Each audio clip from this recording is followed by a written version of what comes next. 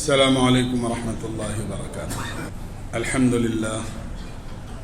للہ رب العالمین والصلاة والسلام علی اشرف الانبیاء والمرسلین وعلى آلہ واصحابہ اجمعین، اما بعد فاعوذ باللہ من الشیطان الرجیم، بسم اللہ الرحمن الرحیم، ومن احسن قولا ممن دعا الى اللہ وعمل صالحا وقال اننی من المسلمین، صدق اللہ العظیم۔ دوستو بزرگوں، ایک عرصہ دراز سے یہ معمول اور دستور چلا رہا ہے کہ رمضان المبارک کے اخیر میں ایک جمعے کو اجتماعی طور پر پورے شہر کے یا شہر کی اکثریت جو فرزندان توحید کے نام سے موسوم ہے جمع ہوتے ہیں اور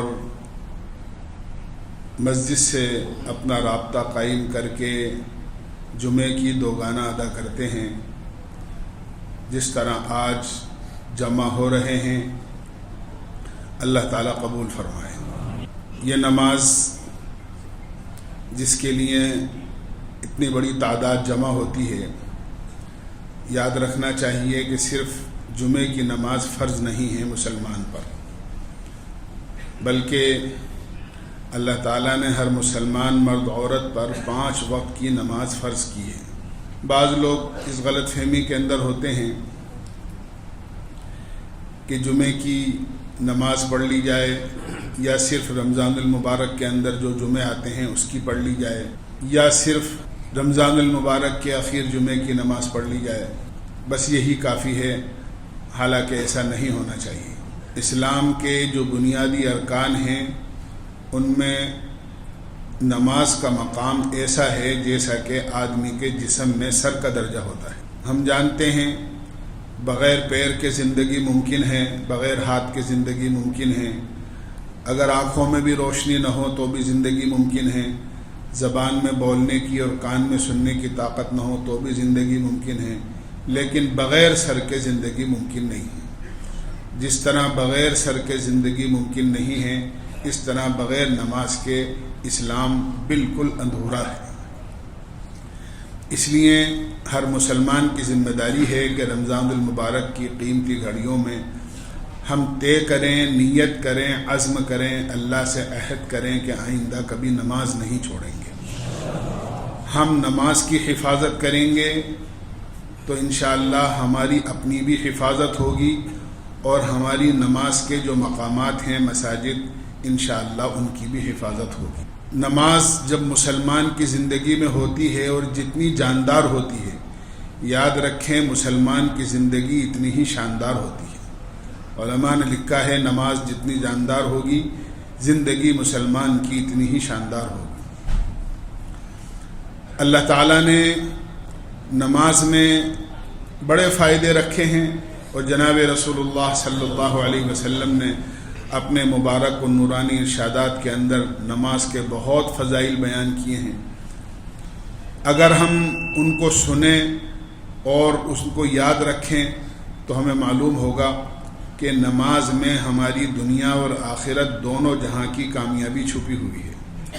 روزی کی برکت بھی اسی میں ہے اور قبر کے سوالوں کا جواب آسان ہونا بھی اسی میں ہے، اور آخرت کی جو منازل ہیں، اعمال نامے جب سیدھے اور الٹے ہاتھ میں دیے جائیں گے، اس کا سیدھے ہاتھ میں ملنا اور پل صراط پر سے آسانی کے ساتھ گزر جانا اور حساب و کتاب سے درگزر ہو جانا اور اس کا معاف ہو جانا، یہ سب نماز کے اندر رکھا۔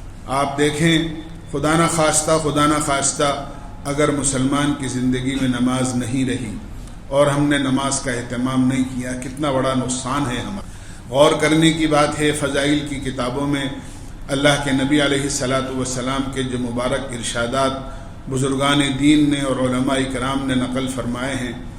ایک حدیث میں نماز چھوڑنے والے کے 15 قسم کے عذابات اور اللہ کی 15 قسم کی پکڑ نقل کی گئی ہیں کہ جو آدمی نماز میں سستی کرتا ہے یا نماز کا اہتمام نہیں کرتا، اللہ کی طرف سے اس کو 15 طریقے سے عذاب دیا جاتا ہے۔ ان میں سے ایک بہت بڑی چیز جو غور کرنے کی ہے وہ یہ کہ اس کی دعائیں قبول نہیں ہوتی. پہلی چیز، آپ نماز چھوڑ کر کتنے ہی لمبے لمبے ہاتھ کر کے خوب دعائیں مانگیں، آپ کی دعا آپ کے سر سے اوپر بھی نہیں جائے. نماز کے اہتمام کے ساتھ آپ دعا کریں گے تو یقیناً آپ کی دعا قبول ہو. دوسرے فرمایا کہ جو آدمی نماز چھوڑ دیتا ہے اور نماز کا اہتمام نہیں کرتا، نیک لوگوں کی دعاؤں میں اس کا استحقاق نہیں رہتا. یعنی اگر اس کے حق میں نیک لوگ بھی دعا کریں تو نیک لوگوں کی دعا بھی اس کے حق میں قبول نہیں ہو. اسی طرح ایک بات یہ بھی فرمائی گئی ہے کہ اس کے دوسرے نیک کاموں کا اجر ہٹا دیا جاتا ہے. آپ نماز چھوڑ کر کتنے ہی خیر کے کام کر لیں، آپ کو کوئی ان کاموں کا اجر ملنے والا نہیں. نماز کے اہتمام کے ساتھ اگر آپ کوئی بھی خیر کا کام کریں گے تو یقیناً آپ کو اس کا اجر بھی ملے گا اور وہ اللہ کی بارگاہ میں قبول بھی ہوں. جب نماز چھوڑ کر آپ کی کوئی دعا قبول نہیں ہو رہی، نیک لوگوں کی دعائیں بھی آپ کے حق میں قبول نہیں ہو رہی اور آپ کے کسی نیک کام کا اجر بھی آپ کو نہیں مل رہا، تو کتنا بڑا نقصان ہے. دیکھیے پھر آپ کے پاس رہا کیا. اس لیے اس بڑے مجمع میں جس طرح آج جمعے کی نماز کے لیے ہم جمع ہوئے ہیں، ہم عہد کر کے یہاں سے اٹھیں اور واپس اپنے گھروں کو جائیں کہ ہم زندگی میں کبھی نماز نہیں چھوڑیں.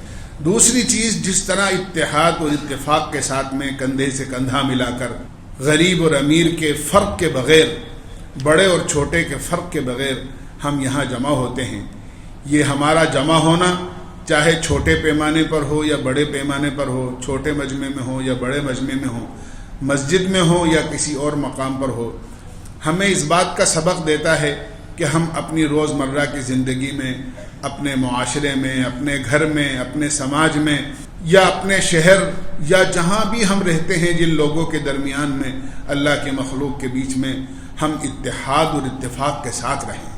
جس طرح نماز کی صف میں کندھے سے کندھا ملا کر اور بدن سے بدن ملا کر ہم کھڑے ہوتے ہیں اور جسم سے جسم ملا کر کھڑے ہوتے ہیں، اس طرح زندگی کے ہر کام میں اتفاق اور اتحاد کے ساتھ رہیں. ایسا نہ ہو کہ جسم تو ہمارے ایک جگہ نظر آئیں لیکن دل ہمارے بالکل متفرق ہوں اور پھٹے ہوئے ہوں. تحسبهم جميعا وقلوبهم شتى کا منظر نہیں ہونا چاہیے کہ افراد جمع تو ہو رہے ہیں لیکن دل پھٹے ہوئے ہیں. ہماری ذمہ داری ہے کہ ہم ہر ایک سے محبت کریں، ہم ہر ایک کا بھلا چاہیں، ہم ہر ایک کے ساتھ پیار کریں، ہم ہر ایک کے ساتھ محبت کے ساتھ اور ہمدردی کے ساتھ پیش آئیں. یہ ہماری ذمہ داری ہے اور یہ ہمارا اسلام کا سب سے بنیادی اور سب سے پہلا سبق ہے. جناب رسول اللہ صلی اللہ علیہ وسلم کی تمام تر تعلیمات ہمیں اسی بات کا سبق دیتی ہیں. جیسا کہ آقا مدنی سرکار دو عالم صلی اللہ علیہ وسلم نے ایک مرتبہ مسلمان کا تعارف کراتے ہوئے ارشاد فرمایا، المسلم من سلم المسلمون من لسانہ و یدہ. مسلمان تو وہ ہوتا ہے جو اپنے ہاتھ سے نہ کسی کو تکلیف پہنچاتا ہے، نہ اپنی زبان سے کسی کو تکلیف پہنچاتا ہے. ہم زبان سے نہ کسی کی غیبت کریں، نہ جھوٹ بولیں، نہ کسی کو دھوکہ دیں، نہ کسی کے پر تانا کشی کریں، نہ کسی پر تان و تشنی کریں. یہ اسلام سکھاتا ہے، اسلام کا سبق ہے ہمارا. نہ اپنے ہاتھ سے کسی کو تکلیف پہنچائیں، نہ جانی تکلیف اور نہ مالی تکلیف. ایک سچا مسلمان وہ ہوتا ہے جو کسی کو دیکھے تو وہ غلط نظر سے نہیں دیکھے بلکہ اچھی نظر سے دیکھے. اگر اپنی زبان سے کوئی بات بولے تو وہ اچھی بات بولے، ایسی بات بولے جس سے لوگوں کے دل جڑ جائیں، لوگوں میں محبت پیدا ہو جائے، پھٹے ہوئے دل آپس میں جڑ جائیں. ایسا کام کریں اور ایسی بات بولیں. اللہ کے نبی علیہ الصلاۃ والسلام نے ارشاد فرمایا، یہ زبان بہت قیمتی ہے. ایک زبان سے آدمی زبان سے ایک لفظ بولتا ہے اور وہ اتنا اچھا جملہ ہوتا ہے کہ لوگوں کے دلوں میں بھی محبت پیدا ہو جاتی ہے اور اس جملے سے آدمی اللہ کے بھی قریب ہو جاتا ہے. بعض مرتبہ آدمی اتنا خطرناک جملہ اپنی زبان سے نکال دیتا ہے کہ لوگوں کے دلوں میں نفرت پیدا ہو جاتی ہے اور اللہ سے آدمی بہت دور ہو جاتا ہے اور جہنم سے قریب ہو جاتا ہے. اسی لیے بزرگان دین فرمایا کرتے تھے اور کہتے تھے اور بچپن میں کتابوں میں پڑھایا جاتا تھا کہ پہلے تولو پھر بولو. یعنی بہت سوچ سمجھ کر بولو کہ ہم اپنی زبان سے کیا کہہ رہے ہیں. ہم اس جملے سے اللہ کے قریب ہوں گے یا دور ہوں گے؟ ہم اللہ کی مخلوق کے قریب ہوں گے یا اللہ کے مخلوق سے دور ہو جائیں گے؟ اسی طرح یہ سر سے لے کے پیر تک کا جسم اللہ نے کسی کی خدمت کرنے کے لیے، کسی کے کام آنے کے لیے دیا ہے، کسی کو تکلیف پہنچانے کے لیے نہیں کیا. اس لیے ظاہری اعتبار سے قرآن کریم میں خود اللہ نے فرمایا وَذَرُوا ظَاهِرَ الْإِثْمِ وَبَاطِنَهُ، ظاہری اعتبار سے بھی ہم آپس میں کسی سے اختلاف نہ کریں، اور اپنے سینے کو اور اپنے دل کو بھی حسد سے، کینے سے، دشمنی سے، عداوت سے، بغض سے، اس سے اپنے سینے کو اور اپنے دل کو بالکل پاک اور صاف کریں۔ اللہ کے نبی علیہ الصلاۃ والسلام نے تو ایک صحابی کو جنتی ہونے کی بشارت ہی اسی بنیاد پر دی۔ آپ نے صحابہ سے ایک مرتبہ فرمایا کہ ابھی ایک آدمی آئے گا جنتی، دیکھا کہ سعد بن وقاص رضی اللہ عنہ تشریف لائے۔ پھر ایک موقع پر فرمایا کہ ابھی ایک جنتی آئے گا، پھر دیکھا کہ سعد بن ابی وقاص رضی اللہ عنہ تشریف لائے۔ پھر ایک مرتبہ فرمایا۔ جب 3 مرتبہ یہ واقعہ پیش آ گیا تو ایک صحابی ٹوہ میں لگ گئے کہ آخر ان کا کون سا عمل ہے کہ میں بھی تو دیکھوں جس کی وجہ سے اللہ کے نبی ان کو جنتی ہونے کی بار بار بشارت سنا رہے ہیں۔ ان کے گھر چلے گئے، مہمان رہے، مہمان نوازی صحابہ کی گھٹی میں تھی، بڑے مہمان نواز تھے صحابہ کرام۔ جب انہوں نے کہا کہ میں آپ کے یہاں مہمان رہنا چاہتا ہوں تو کہا بہت اچھی بات ہے، ویلکم، خوش آمدید، استقبال کیا، کہا کہ آپ بالکل میرے گھر رہیے۔ 24 گھنٹے رہے اور 24 گھنٹے ان کے اعمال دیکھے کہ کون سا ایسا خصوصی عمل ہے جو ہم نہیں کرتے اور یہ کرتے ہیں، جس کی وجہ سے اللہ کے نبی نے ان کو جنتی ہونے کی بشارت دی۔ دیکھا کہ کوئی فرق نہیں ہے، جو ہم کرتے ہیں معمولات وہی ان کے معمولات ہیں۔ جب 24 گھنٹے پورے ہو گئے تو پوچھا کہ میں تو اس لیے آیا تھا، اللہ کا دیا ہوا میرے گھر میں سب کچھ ہے، لیکن میں تو آپ کے معمولات دیکھنے آیا تھا، اور اس بنیاد پر کہ اللہ کے نبی نے آپ کو 3 مرتبہ جنتی ہونے کی بشارت دی۔ فرمایا میرا کوئی خاص عمل نہیں، بس اتنی بات ہے، جب رات کو سونے لگتا ہوں تو اپنے دل میں جھانک کر دیکھتا ہوں، کسی کی طرف سے کوئی ایسی میرے دل میں کوئی کینہ، بغض، عداوت، کسی نے کوئی تکلیف پہنچائی ہو، کسی نے مجھے کچھ کہہ دیا ہو اور میرے دل پر اس کا اثر ہو گیا ہو، میں سب کو اللہ کے لیے معاف کر کے اور سب کی طرف سے اپنے دل کو صاف کر کے سوتا ہوں۔ حضرت انس رضی اللہ عنہ نے اللہ کے نبی کی 10 سال خدمت کی، بچپن ہی سے ان کی والدہ نے ان کی خدمت آپ کی خدمت میں چھوڑ دیا تھا۔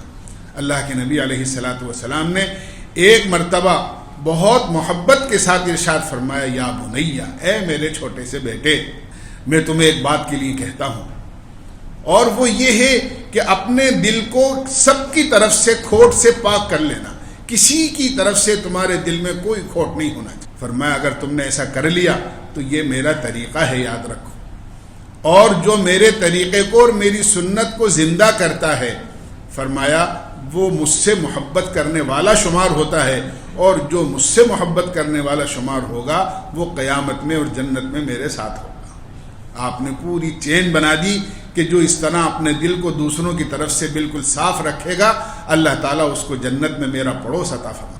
اس لیے ہمیں چاہیے کہ ہم اللہ کی مخلوق کے ساتھ کوئی بھی ہو، ہمدردی، خیرخواہی کے جذبے کے ساتھ دنیا میں رہیں، اللہ کا حق ادا کریں، اللہ کے نبی کا حق ادا کریں، ماں باپ کا حق ادا کریں، پڑوسیوں کا حق ادا کریں، ایک اچھے مسلمان بلکہ ایک اچھے انسان بن کر اپنے معاشرے اور اپنے محلے اور اپنے ماحول میں زندہ رہیں۔ اسی طرح قرآن کریم اللہ کی پاک کتاب ہے، تمام کتابوں کی، آسمانی کتابوں کی سردار ہے۔ اللہ تعالیٰ نے قرآن کریم میں وہ سارے علوم آسمانی کتابوں کے جمع فرما دیے ہیں جو آسمانی کتابوں کے ذریعے سے نبیوں پر اور قوموں پر اتارے گئے تھے، چاہے توریت ہو، انجیل ہو، زبور ہو، یا صحف ابراہیم اور موسیٰ ہوں علیہم السلام، وہ سب قرآن کریم میں اللہ نے جمع فرما دیے۔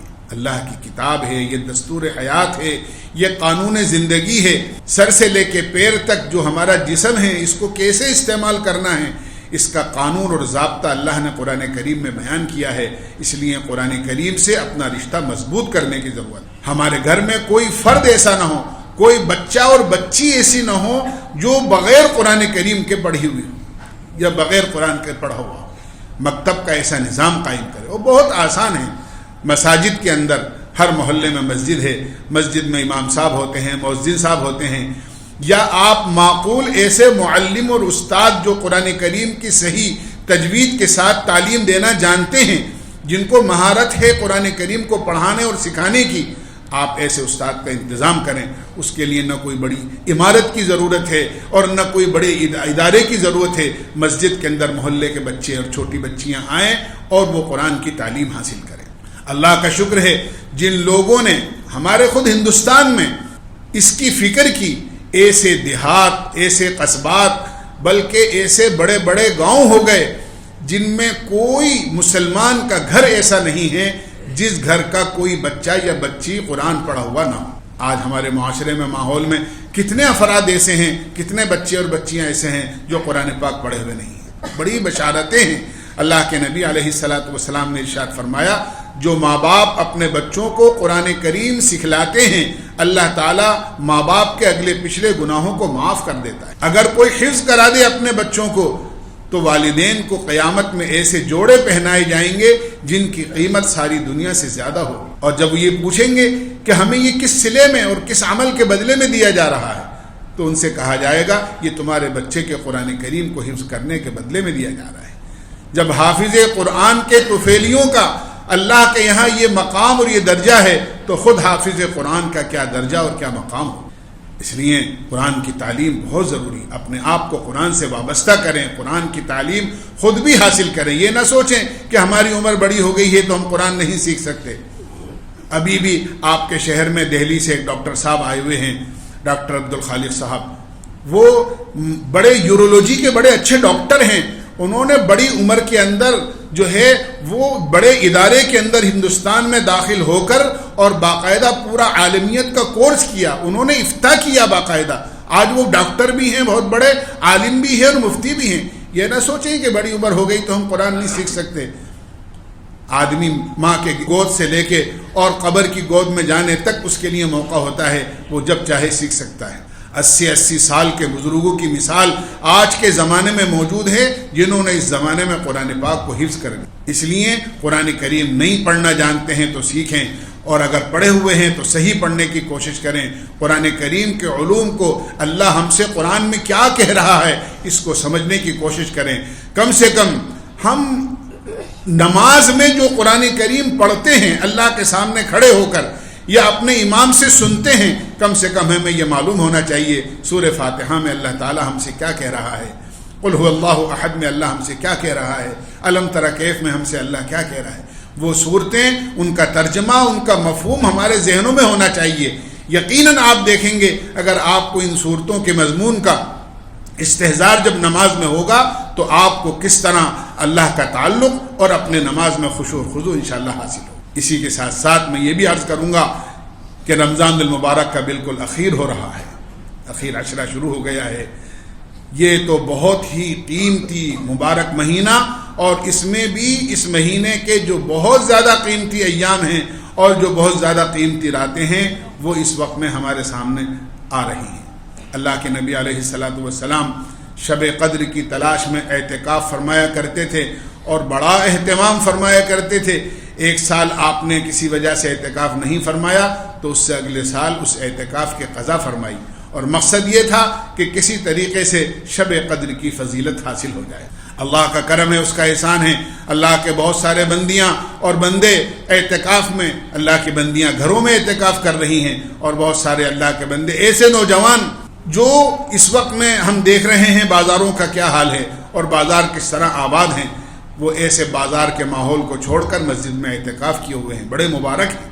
یہ شب قدر کی تلاش میں کسی طرح ایک رات بھی اگر ہمیں زندگی میں ایک رات بھی ہمیں شب قدر کی مل گئی تو 80 سال سے زیادہ کا عرصہ گویا ہم نے اللہ کی عبادت میں گزارا، اتنا بڑا اجر و ثواب۔ پھر ہم جانتے ہیں رمضان المبارک میں کتنے ہمارے بھائی، ہماری بہنیں، ہمارے قریبی رشتہ دار جو ہمارے ساتھ گزشتہ روزوں میں، تراویح میں ہمارے ساتھ اللہ کی عبادت میں شریک تھے، آج وہ ہمارے درمیان میں نہیں ہیں۔ ہم میں سے آئندہ کون رہے گا، کون نہیں رہے گا، کس کی زندگی وفا کرے گی، کتنی نہیں، کس کا وقت کا پورا ہوگا، اللہ ہی جانتا ہے۔ اس لیے اور جو بچے ہوئے ایام ہیں اور یہ بچا ہوا موقع ہے، اس کو غنیمت سمجھیں۔ اللہ سے اپنے بارے میں کچھ خیر کے اور بھلائی کے اور اچھائی کے فیصلے کرائیں، اللہ سے خوب دعاؤں کا اہتمام کریں۔ رمضان المبارک میں اللہ سے مانگنے والا کبھی محروم نہیں ہوتا ہے۔ خوب اللہ سے دعائیں مانگیں۔ رات میں بھی اللہ کی طرف سے آواز لگتی ہے کوئی مانگنے والا جس کو میں دوں، ہے کوئی توبہ کرنے والا جس کی توبہ قبول کروں، ہے کوئی مغفرت چاہنے والا جس کی مغفرت کروں۔